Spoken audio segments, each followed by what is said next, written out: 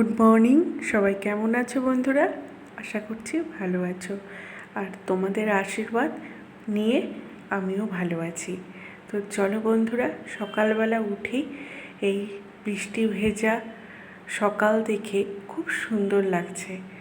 বৃষ্টি পড়ছেই, অনেক দিন ধরেই আমাদের এখানে জলপাইগুড়িতে খুব বৃষ্টি হচ্ছে।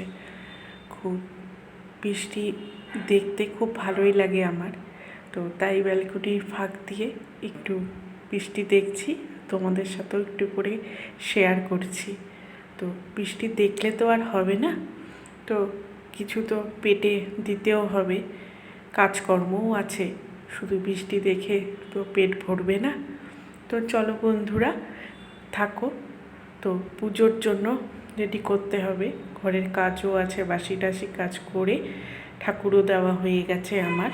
তো এবার সকালের জলখাবার, আর সকালের জলখাবারটাই দেখবে মানে কি করব না করব, রুটি ভাত, কারো বাড়িতে মুড়ি এরকম চলেই। তো আমাদের বাড়িতে যেমন রুটির পাট, তো রুটি একটা নিরামিষ তরকারি করতেই হয় রুটির সাথে, না করলে তো হবে না। আর আজকে তো নিরামিষ, তাই আজকে নিরামিষের জন্যই আমি করেছি পটল, বেগুন, আলু একটু দিয়ে পাতলা করে ঝোল করেছি, পাঁচ ফোড়ন দিয়ে। আর রুটিটা তো করা হয়েই গেছে, মাখা হয়ে গেছে। তো এরপরে তরকারিটা হয়ে গেলে আমি তারপরে রুটিটা ভাজবো। তো পরপর করতেই হয়, আর বৃষ্টি দেখলে হবে না। আমার বাড়িতে অসুস্থ পেশেন্টও আছে, তাদের জোগাড় করতে হবে খাওয়ার, আর না দিলে তো কী হবে, পিঠে পড়বে মার, আর কি বলো। তো বসিয়ে দিয়েছি ফোড়ন দিয়ে, তো প্রায় হয়ে আসবে।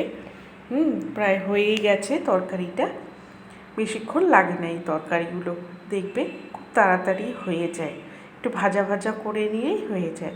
তবে চলে আসলাম রুটি করতে, আর রুটি করি আমি, কেন রুটি আমাদের 10টার মধ্যে মা বাবাকে খেতে দিতে হয়, কেন ওনারা ওষুধ খায়, সেহেতু আমাকে 10টার মধ্যেই রুটি ওনাদের পাতে দিয়ে দিতে হয়। তো ওনাদের খাবার দিয়ে আমিও খেতে বসবো। তো রুটিটা হয়ে গেলেই বাবা মাকে খেতে দেব, প্রায় 10:45 বাজে আমার ঘড়িতে। তো যাই হোক, চলো বন্ধুরা, এরপরে রুটি করে নিয়ে দেব। তো রুটিটা হয়ে গেছে প্রায়, এবার বাবাকে দিয়ে বসলাম খেতে। বসে রুটিটা খেয়ে নিয়ে তারপরে আবার দুপুরের রান্না করব। কি রান্না করব কেটে নিয়েছি, তোমাদের সাথে শেয়ার করা হয়নি সেটা, তো তোমাদের সাথে শেয়ার করে আমি রান্না করব। তো আজকে নিরামিষ, তাই তাড়াতাড়ি করে খেয়ে নিচ্ছি, নিয়ে গিয়ে আগে সব তরকারি করব দুপুরে। তো করব আজকে হচ্ছে উচ্ছে আলু বেগুন দিয়ে ভাজা, আলু ফুলকপির তরকারি মাখা মাখা করে, আর শোলা কচু আর সুজি কচু আলুর তরকারি একটু মাখা মাখা আলুর দমের মতন করব। তো বসিয়ে দিয়েছি পরপর, দুটো তরকারি প্রায় হয়েই গেছে আমার। তো এখন সুজি কচু আর আলুর দমটা করছি, তো প্রায় কষিয়ে নিয়েছি। আর আজকে তো আর পেঁয়াজ টিয়াজ এগুলো তো খায় না, আর ওই আদা দিয়ে লঙ্কার গুঁড়ো একটু জিরার গুঁড়ো দিয়েই করি আমি, ওটা করি। বড়ি ছিল না, তাই বড়ি দিয়ে করতে পারিনি আজকে, এমনি করেছি। তো করে আমি গ্যাস গুঁস মুছে নেব, নিয়ে আমি আজকে হয়ে আসছে আমার, তারপরে মাকে স্নান করাবো, আমি স্নান করব। সকালেও স্নান হয়েছে আমার, এখনও স্নান করব।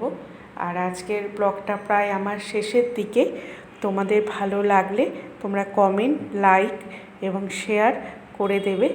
আর আমি জলপাইগুড়ি ছোট্ট একটি গ্রাম থেকে, ছোট্ট শহর থেকে আমি আর কি রান্না করেছি চলো বন্ধুরা দেখে নাও। তো ফুলকপি আলুর তরকারি করেছি, আর ওই যে ভাজাটা বললাম, আর করেছি সুজি কচু আলু দিয়ে। তো ভালো থাকবেন সবাই, সুস্থ থাকবেন, আমিও ভালো থাকার চেষ্টা করব।